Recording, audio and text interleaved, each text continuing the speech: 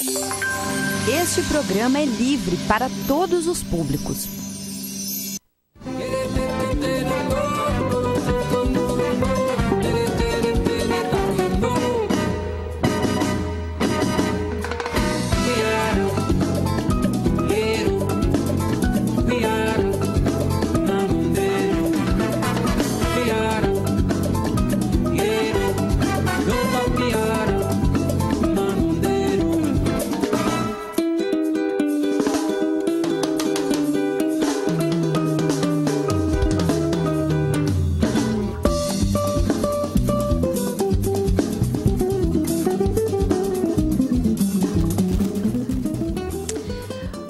Horas, 4 minutos. Bom dia a todas e todos. Paralelo 30 no ar, este que é mais que um programa de rádio, um espaço para debater e expressar opiniões, que tem o apoio cultural e fundamental da Aptafurg Sindicato. Temperatura em Rio Grande 20,2, a sensação térmica chegando aos 17 graus. Umidade relativa do ar 71%. É a última atualização da praticagem da Barra do Rio Grande, dando o nosso bom dia a todos e todas nessa segunda-feira, 5 de novembro de 2018, depois de um feriado, retornando a nossa programação ao vivo aqui nas emissoras. Bom dia, Rafa. Muito bom dia, como é que estamos? Muito bom dia. Estamos indo. Retornando nessa segunda-feira meio zumbi, assim, pós troca de horário de verão, a gente se descompassa, né? Sai do feriado pro horário de verão, já vem assim, né? Tem isso, né? Tem isso e tem muito mais. Tem horário de verão, tem Enem. Teve Enem aí no final de semana, a gente até pode buscar algo aí esse mal não para pega falar mais sobre isso. Não, e acho que dá para fazer um destaque. Estou tentando achar aqui na íntegra. O tema da redação do Enem deste ano foi, acho que no mínimo, curioso, né? Olha, o Enem como um todo, né? Os relatos que eu vi ali até agora foram que explorou bastante pautas necessárias, assim, falou de feminicídio, falou sobre fake news, trouxe diversos temas, né, que são importantes para dar uma quebrada aí nesse... E a gente tem aqui o tema proposto, né, na redação foi a manipulação de comportamentos através da internet, de conteúdos da internet. Não podia ser mais atual, né? Bah! Eu fiquei passada, mas enfim, a gente diz que não se surpreende com mais nada, mas capaz, né, gente? Mas já imaginei, né? Se surpreende bastante. Já imaginei o jovem escrevendo lá, B17, mito, chola mais. Né? Não é? Tomei um zero aí nessa redação. O Enem, quem foi que fez o Enem desse ano? Foi o Haddad, por aí vai. Você nem veio da Venezuela. Pois é. Assim, falando em Venezuela, só alguns comentários, né? E o André também fica à vontade para comentar essas atualizações que a gente está fazendo muito breve aqui, tá? Mas só o título de um artigo do Diário do Centro do Mundo: Rússia, China e Irã anunciam envio de tropas militares em apoio à Venezuela. Tá? Só uma breve atualização desta segunda-feira, iniciando o mês de novembro. Rafa, a gente tem, acho que mais algumas informações, estou abrindo aqui, mas acho que mais convites ali, que a gente separou no nosso espacinho ali de divulgações. Não sei se tu quer fazer alguma nota da universidade. Eu tenho algumas notinhas para fazer e eu quero bater aqui que a gente tem anunciado, e é hoje, né, o lançamento do documentário Escola Sem Censura. Opa, muito bem. Está rolando aí, organizado pelo Severo ali, né, professor da universidade. Então acontece hoje às 5h30 da tarde, aí das 5h30 até às 8h30, mais ou menos, ali no Centro de Integração do Mercosul, lá em Pelotas, tá? Que fica na rua Lobo da Costa, 1218. Tá? Então, é um documentário aí que explora então esse universo ultraconservador aí do PL da Escola Sem Partido e o processo de perseguição a professores. Tá? Ele mapeia aí também uma rede de atores políticos e organizações ligados à extrema-direita brasileira implicada aí na promoção do projeto. Tá? Então, acho que é bem legal de participar. Vai ter aí, claro, teve a participação de diversos professores, né? Deixa eu ver aqui o nome de alguns. Mário Sansegundo, professor do IFRS, Fernanda Pinto Miranda, vereadora de Pelotas, Rodrigo Duque Estrada, professor substituto de Relações Internacionais da UFPEL e diretor do documentário, e o Ricardo Gonçalves Severo, que é professor de Sociologia da FURG e diretor do documentário também. Tá? A exibição ocorrerá então no auditório do Centro de Integração do Mercosul e o filme tem 55 minutos. Tá? Em seguida haverá uma roda de conversa com esses convidados aqui que eu citei. Importantíssimo. Tá? Bem legal, acho que vale a pena participar, né? Acho que vale muito o apelo e o apoio para que rode todos os espaços possíveis e daqui a pouco até ver a possibilidade de exibir nas escolas. Porque, sim. O Ricardo tem uma pesquisa bem legal, ele vem trabalhando com a pesquisa dele em cima da época dos movimentos das ocupações das escolas, isso, exatamente. E aí, tipo, ele é bem afinado nessa pauta, bem legal. Ótimo. Vale a pena. Pode trazer ele aqui na sequência, né? Com certeza, acho que podia trazer, né? Com certeza. Olha aqui, 11h09, eu vou trazer mais algumas manchetes. Não são boas, mas enfim. Tem uma manchete que rodou por aí e polemizou bastante as redes na semana passada já. Bolsonaro vai mapear mandatos de reitores das universidades federais. Né? Tem ainda... Agora tu fala, André. Ele tá anotando. Tem ainda uma outra manchete do Globo, que diz que educação moral e cívica deverá voltar às salas de aula na capital do país. Aí a gente tem alguns convites, mas ao longo da semana a gente faz. E tem ainda também, eu vi ontem à noite essa publicação também do Globo, tá? Que é sobre Magno Malta, né? E o Magno Malta está aguardando né, o chamado, a definição, enfim, para qual ministério. Não sei se no final de semana saiu, acredito que não. Mas, a princípio, estaria cotado para o Ministério da Família, um ministério novo a ser criado. E ele afirma que apenas aguarda Bolsonaro anunciar qual a pasta ele vai comandar. Que, a princípio, a expectativa seria para a criação desse Ministério da Família, onde o senador não reeleito estaria ocupando e garantindo aí espaço no próximo governo. E aí, o título da matéria é "Vou ser ministro, sim". E tá... Nada como ter foco, né? E tá garantido. Né? Enfim, a matéria ainda traz várias questões, várias situações onde Magno Malta foi indiciado, vários outros escândalos que, enfim, permeiam a vida política. Mas é isso, a gente aguarda as coisas acontecerem, né? Agora é assim. 11h11, Rafa. Eu vou primeiro dar um bom dia, né? Bom dia, André. Bom dia, Deca. Bom dia a todos os ouvintes. Estamos aqui com a orelha em pé. Aqui, né? Desculpa não ser assim, não te dar tão boas-vindas, mas, né? O momento não está tão propício, faz, né? Não é? O que a gente faz? Como eles dizem, né? Eles falam muito que é melhor já ir se acostumando, é melhor a gente já ir se preparando para a resistência, né? Isso aí. Pouco isso. Né? É bem isso, né? É isso aí que a gente tem que fazer. Orelhas em pé. Aqui, não sei se tu quer dar mais algum informe, podemos seguir? Deixa eu só fazer um chamamento só da FURG, que tem prazo aqui, que é que a Praia está convocando os beneficiados do subprograma de assistência básica para assinatura da ata e entrega da declaração, tá? O prazo, nem vou ler a matéria inteira, é só dar o prazo mesmo, até o 20 de novembro, tá? Para os Campi Carreiros, Santa Vitória do Palmar, Santo Antônio da Patrulha e São Lourenço do Sul. E aí eles orientam aí que os acadêmicos devem comparecer munidos de documentos de identificação com foto, tá? Senão implica na suspensão do benefício.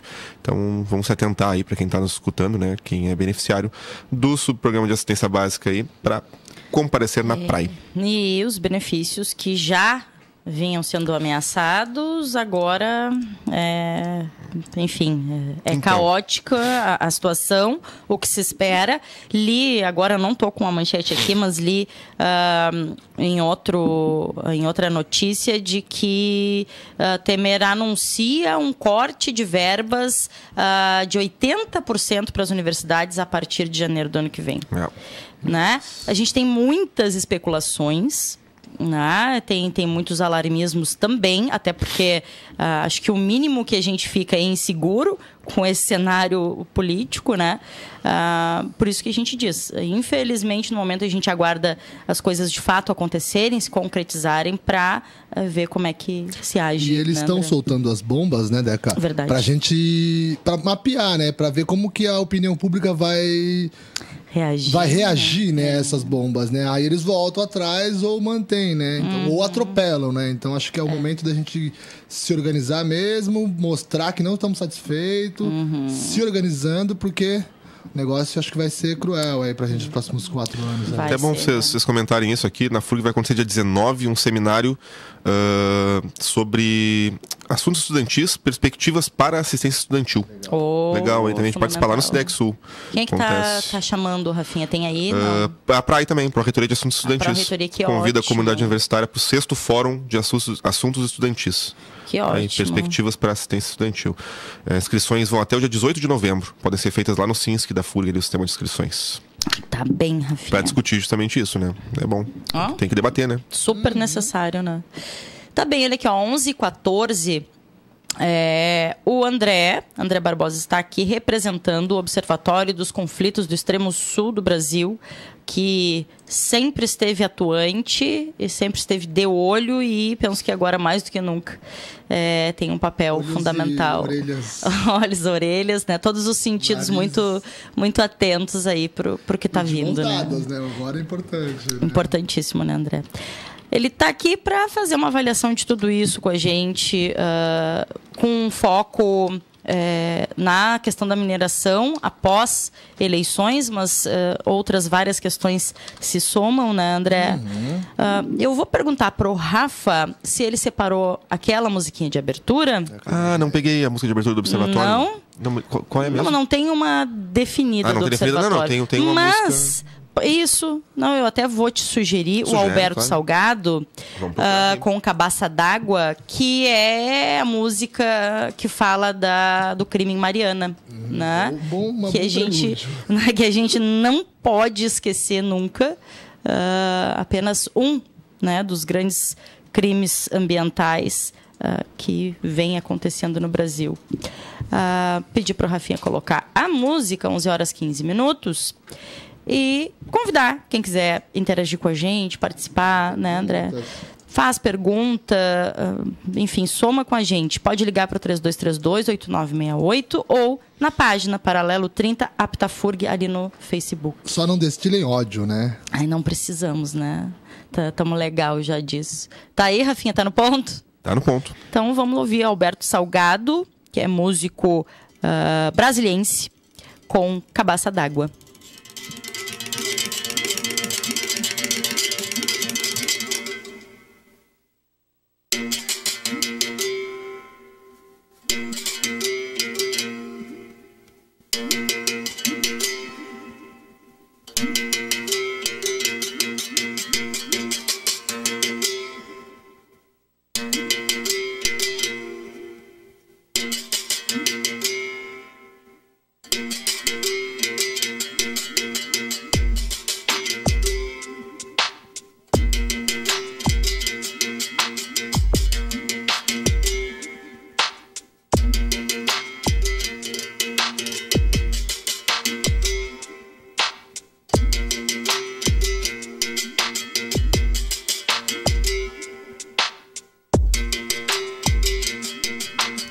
Se agora no mundo acabasse a água de beber e no fundo de um copo restasse sede de viver, que cê ia fazer, camarada? Que cê ia fazer?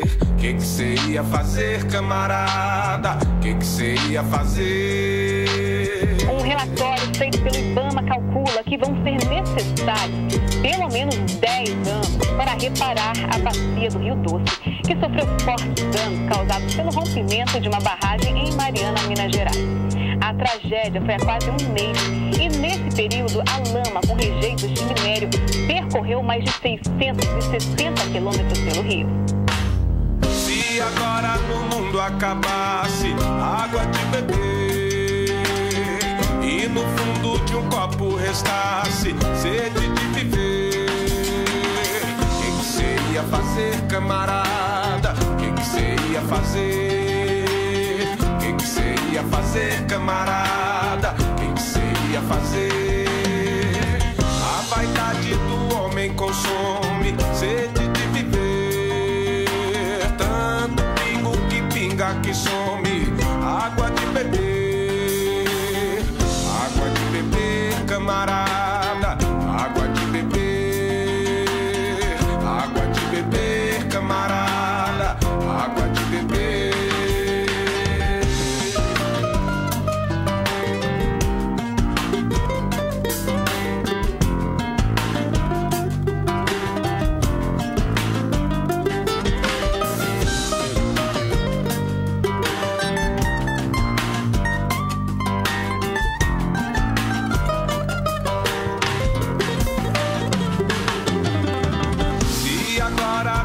Acabasse a água de beber e no fundo de um copo restasse sede de viver, o que você ia fazer, camarada? O que você ia fazer?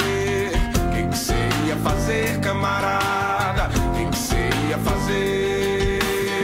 A vaidade do homem consome sede de viver, tanto pingo que pinga que some água de beber, água de beber, camarada, água de beber, água de beber, camarada, água de beber, água de março do Rio de Janeiro, verão e fevereiro, lua de Iemanjá, água de março do Rio de Janeiro, verão e fevereiro, lua de Iemanjá. Se não restasse nenhuma cabaça d'água, se não restasse nenhuma cabaça, se não restasse nenhuma cabaça d'água, se não restasse nenhuma cabaça, se não restasse nenhuma cabaça d'água, se não restasse... Tá aí, 11h20, Alberto Salgado com Cabaça d'Água.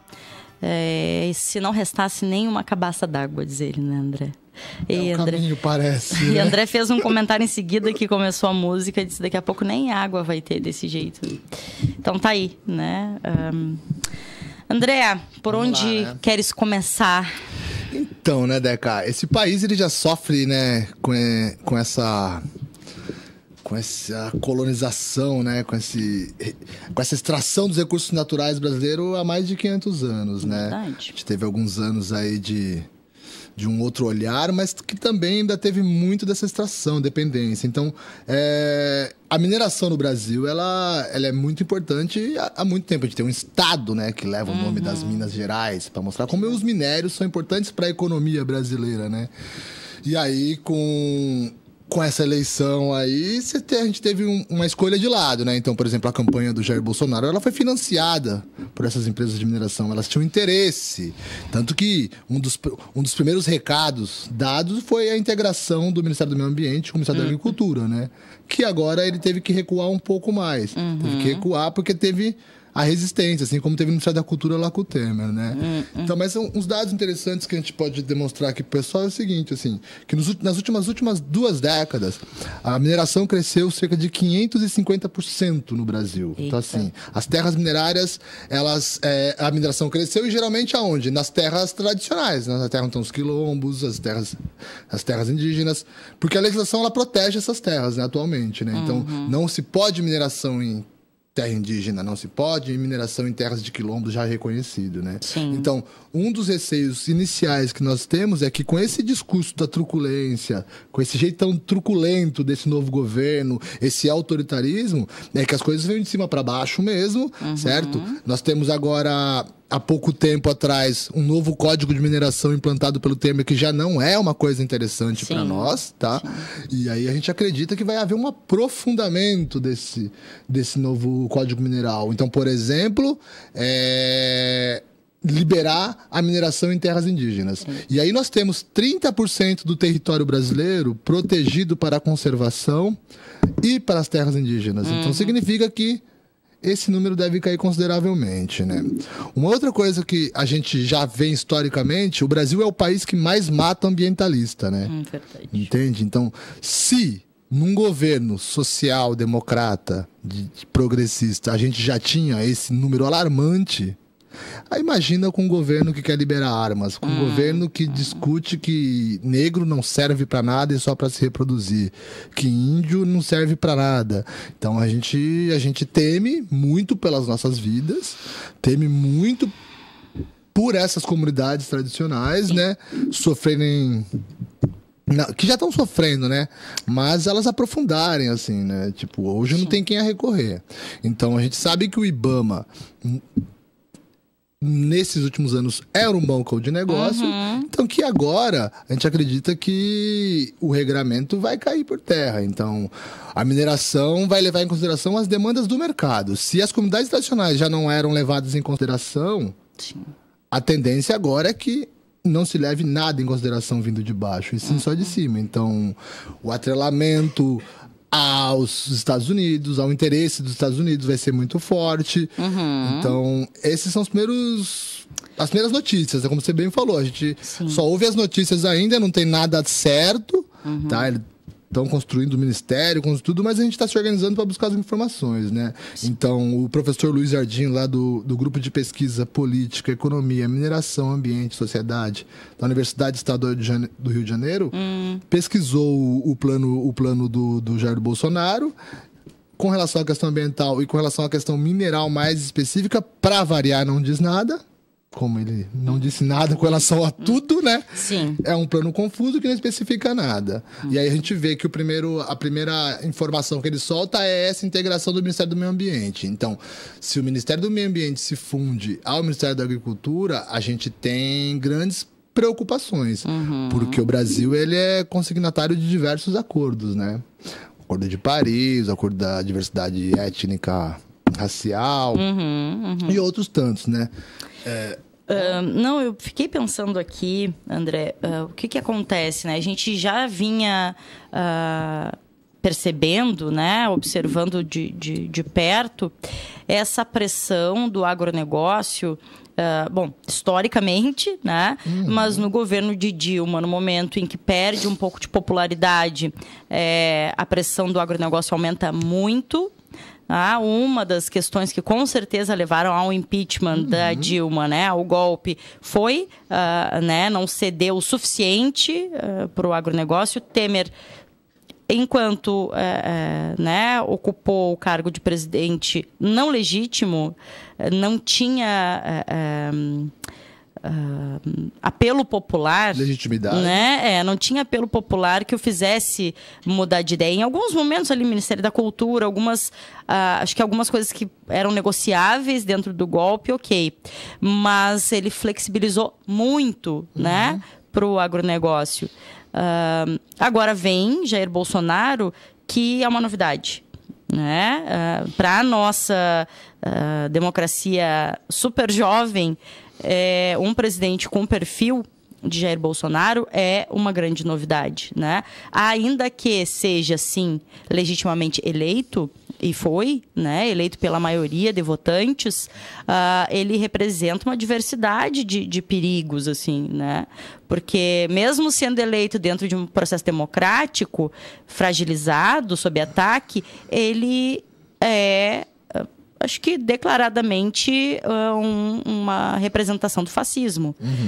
Então, até onde vai se conseguir fazer o apelo, né, popular, a resistência, e até onde ele vai ouvir, né? Então, penso que tudo isso, desde lá do impeachment da Dilma até hoje, vem galopante. né? Toda essa... Acho que esses ataques todos, né? Eu acho que tem coisas interessantes da gente olhar nisso que você falou. Ele é eleito com um discurso muito daquela coisa do não pensar, né? Do eliminar o diferente, da segurança. O Brasil, historicamente, ele tem um grande discurso que é que a questão ambiental atrapalha o desenvolvimento, né? Isso historicamente é construído nas nossas mentes de que, tipo, os ambientalistas são contra o desenvolvimento, né? Acho que é bom deixar bem claro que a gente não é contra o desenvolvimento, a gente é contra este modelo de desenvolvimento que não dialoga com as comunidades tradicionais, né? Então, por exemplo, o agronegócio é bem isso. Então, porque o cara vai plantar soja, se existem diversas culturas com famílias tradicionais trabalhando nesses seus territórios para a manutenção dos seus estilos de vida, né? E aí, se nos últimos 20 anos a gente teve esse aumento considerável da morte no campo, da perseguição a ambientalistas, dentro do cenário que a gente ainda tinha diálogo, a gente acredita que a legitimação a partir da democracia e do voto, que uma parte, né, 46%, né, que parte da população brasileira dá pro Jair Bolsonaro, nos preocupa porque parece que é um aval também a perseguição contra tudo que a gente luta, né? Então, essas coisas pra gente, elas tendem a aprofundar. Então, a gente percebeu que nos últimos anos, que mesmo com o aumento da mineração no Brasil, com o aumento do agronegócio no Brasil, com a renda que isso trouxe para a economia brasileira, a gente teve má distribuição de renda, a gente teve impactos ambientais e sociais diversos. Olha o aumento da violência. Esse cara tá aí porque aumentou a violência e... O aumento da violência sobre as populações tradicionais, sabe? E aí, foi uma coisa que a gente falou lá no começo. Mariana, ela é a ponta do iceberg, tá? Ele é um dos casos que gerou muita evidência. Então, por isso que todo mundo se alarmou para a questão da mineração. Só que a gente tem diversos casos de barragens, a gente tem diversos casos de efluentes. E a gente acredita que a partir do dia 1º de janeiro, a partir de agora, na verdade, essa coisa está se aprofundando, entende? Então, a gente está tentando entender ainda como que vai se dar essas políticas ambientais no Brasil, tá? Porque nos incomoda muito. Uma das coisas que a gente acredita é que as licenças ambientais devem ser facilitadas ao extremos, e aí não é só para mineração, né? É para as usinas hidrelétricas, é para os grandes empreendimentos, que, é muito importante dizer, financiaram a campanha dele. Então, quer dizer, ele deve assumir e deve governar para essas corporações. Por mais que ele não diga, essas corporações devem fazer grandes lobbies. A gente vê essas pessoas que estão ao redor dele, Magno Malta, Onyx Lorenzoni. Olha quem é Onyx Lorenzoni. O cara tem provas de crime contra ele, entendeu? E ele parece que vai ser um dos grandes líderes desse governo. Tá cotado pra ser, né? Entende? Olha aqui, André, deixa eu te interromper. Pode ir, vai lá. 11h30, vamos fazer um intervalinho. A gente volta pro segundo bloco com mais calma para abordar outras questões que sei que tu tem separadas aí. Vamos lá pro segundo bloco. A gente volta com calma.